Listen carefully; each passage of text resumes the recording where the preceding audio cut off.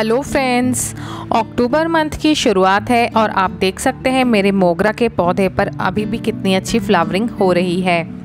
कितनी सारी कलियां इस पर बनी हैं और फूल भी काफ़ी खिले हुए हैं। अगर आपके मोगरा के पौधे पर फूल नहीं आते हैं तो क्या कारण होते हैं मोगरा के पौधे पर फूलों के ना आने का, तो इसी बारे में आज हम बात करेंगे। तो चलिए फ्रेंड्स, वीडियो को स्टार्ट करते हैं। और स्टार्ट करने से पहले अगर आपने अभी तक चैनल को सब्सक्राइब नहीं किया है तो प्लीज़ चैनल को सब्सक्राइब कर लीजिए और बेल आइकन को भी प्रेस कर दीजिएगा ताकि आपको आने वाली वीडियोस की नोटिफिकेशन मिलती रहे। दोस्तों, सबसे पहला कारण है मोगरा के पौधे के ऊपर फूल ना आने का। वो ये है कि आप अपने मोगरा के पौधे को प्लास्टिक के गमले में लगाने की गलती कर देते हैं। मोगरा के जो पौधे होते हैं गर्म जलवायु के पौधे होते हैं। इन पर फ्लावरिंग तभी होती है जब गर्मी का मौसम होता है।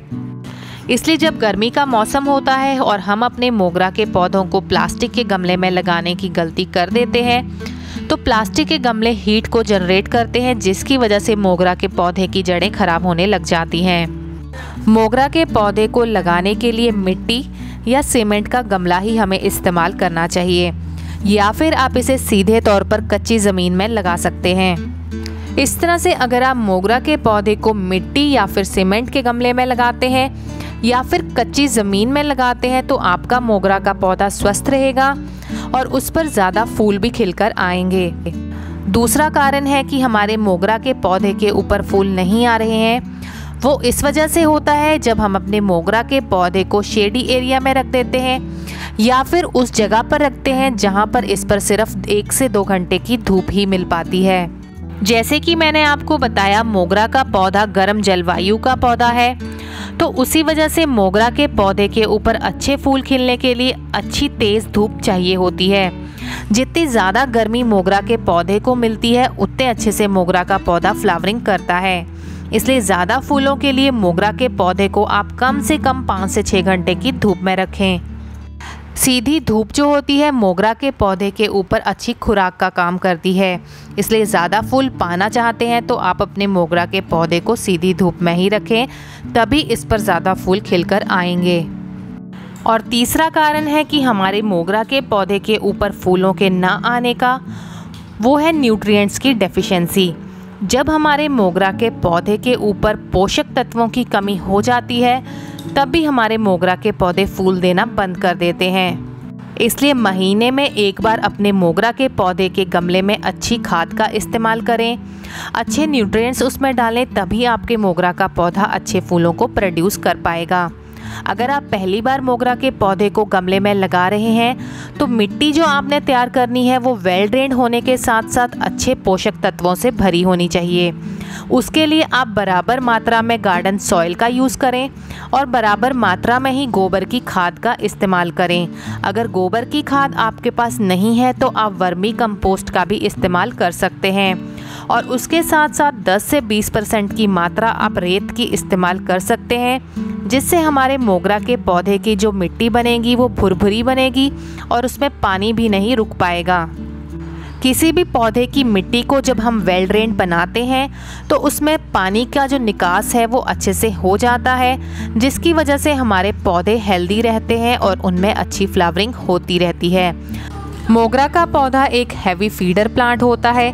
अच्छी खुराक चाहिए होती है मोगरा के पौधे को ज़्यादा फूलों को प्रोड्यूस करने के लिए। मोगरा के पौधे को यहाँ पर मैंने फर्टिलाइज करने के लिए ली है 1 मुट्ठी वर्मी कंपोस्ट और उसके साथ लिए हैं 2 चम्मच नीम की खली के। नीम की खली हमारे पौधे को किसी भी तरह के फंगस अटैक और कीड़ों के अटैक से बचाती है। और उसके साथ यहाँ पर मैंने लिया है 1 चम्मच मस्टर्ड केक फर्टिलाइज़र, जिसे हम सरसों की खली भी कहते हैं। और ये जो मैंने फर्टिलाइजर्स तैयार किए हैं ये मैंने 8 इंच के गमले के लिए बनाए हैं। इन तीनों चीज़ों को मिलाकर जब हम अपने मोगरा के पौधे में देते हैं तो हमारे मोगरा के पौधे की सभी तरह की न्यूट्रिएंट्स की डेफिशिएंसी पूरी हो जाती है और हमारे मोगरा के पौधे अच्छे फूल देना शुरू कर देते हैं। फर्टिलाइज़र्स को गमले में डालने से पहले आप एक बार गमले की अच्छे से गुड़ाई कर लें, उसके बाद ही इन फर्टिलाइज़र्स को गमले में डालें।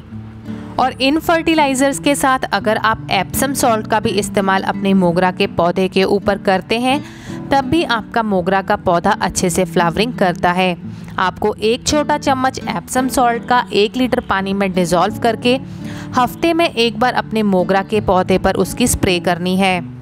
जब भी हम किसी फर्टिलाइज़र का स्प्रे के ज़रिए इस्तेमाल करते हैं तो हमारे जो पौधे होते हैं उनके पत्तों में छोटे छोटे छेद होते हैं, तो उन छेदों से ही हमारे पौधे फर्टिलाइज़र्स को एब्जॉर्ब कर लेते हैं और हमारे पौधों में पोषक तत्वों की जो कमी होती है वो भी पूरी हो जाती है और हमारे पौधे ज़्यादा फूलों को प्रोड्यूस करना शुरू कर देते हैं।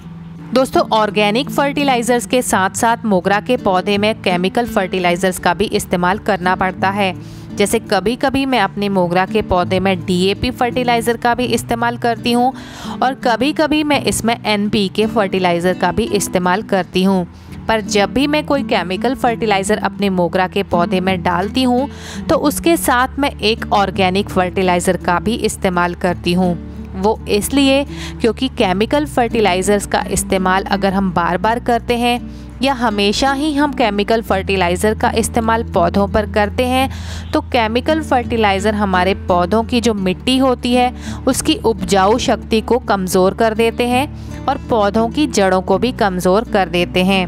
पर जब भी हम केमिकल फर्टिलाइज़र के साथ एक ऑर्गेनिक फर्टिलाइज़र भी डाल देते हैं तो पौधों की जो मिट्टी होती है उनकी उपजाऊ शक्ति भी बनी रहती है और हमारे पौधों की जड़ें भी कमज़ोर नहीं पड़ती हैं। इसलिए जब आप DAP फर्टिलाइज़र का इस्तेमाल करते हैं तो उसके साथ गोबर की खाद भी डाल सकते हैं या फिर वर्मी कंपोस्ट भी इस्तेमाल कर सकते हैं। इसलिए एक केमिकल फर्टिलाइज़र और एक ऑर्गेनिक फर्टिलाइज़र का इस्तेमाल करें, जिससे आपके पौधे की मिट्टी की उपजाऊ शक्ति भी बनी रहेगी, पौधे की जड़ें भी हेल्दी रहेंगी और आपका पौधा ज़्यादा फूलों को प्रोड्यूस भी कर पाएगा।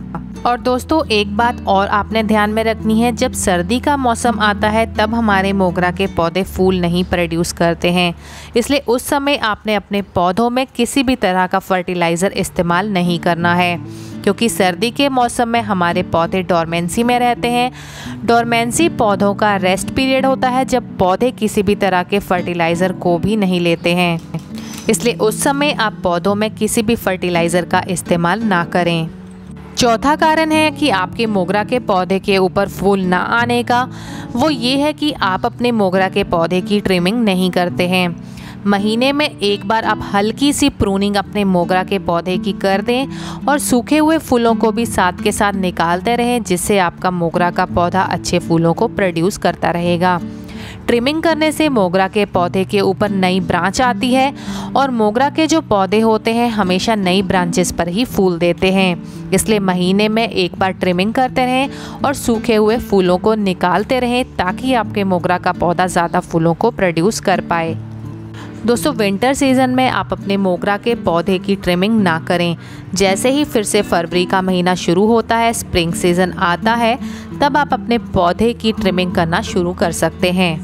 हार्ड प्रूनिंग करने का जो सही समय होता है वो स्प्रिंग होता है, उस समय आप अपने मोगरा की हार्ड प्रूनिंग कर सकते हैं। और पांचवा कारण है कि आपके मोगरा के पौधे के ऊपर फूल ना आने का, वो ये है कि आप अपने मोगरा के पौधे के ऊपर पानी का बिल्कुल भी ध्यान नहीं देते हैं। बाकी पौधों की तरह मोगरा के पौधे को भी पानी की ज़रूरत होती है। इसलिए गर्मी के मौसम में मोगरा के पौधे में हल्की नमी को बनाकर रखें। कई बार तो हमें गर्मियों के मौसम में मोगरा के पौधे में दिन में 2 बार भी पानी डालना पड़ता है, पर जब बरसात का मौसम आता है और सर्दी का मौसम आता है तब हमें इसमें पानी कम डालना होता है। सर्दियों के मौसम में पानी मोगरा के पौधे को बिल्कुल कम चाहिए होता है, क्योंकि उस समय मोगरा का पौधा डोरमेंसी में भी होता है और गमले की मिट्टी भी जल्दी नहीं सूखती है। इसलिए सर्दी के मौसम में जब ऊपर की 2 इंच की मिट्टी सूख जाए तभी आप अपने मोगरा के पौधे में पानी डाल सकते हैं। तो फ्रेंड्स, ये थे 5 कारण जिनकी वजह से हमारे मोगरा का पौधा फूल देना बंद कर देता है, और कुछ उपाय भी मैंने आपको बताए हैं फूल आने के, तो उन्हें अगर आप फॉलो करते हैं तो आपका मोगरा का पौधा हमेशा फूलों से भरा रहेगा। तो फ्रेंड्स, आज के लिए इतना ही। अगर आज का वीडियो आपको पसंद आया हो तो प्लीज़ कमेंट करके ज़रूर बताइएगा। Thanks for watching guys.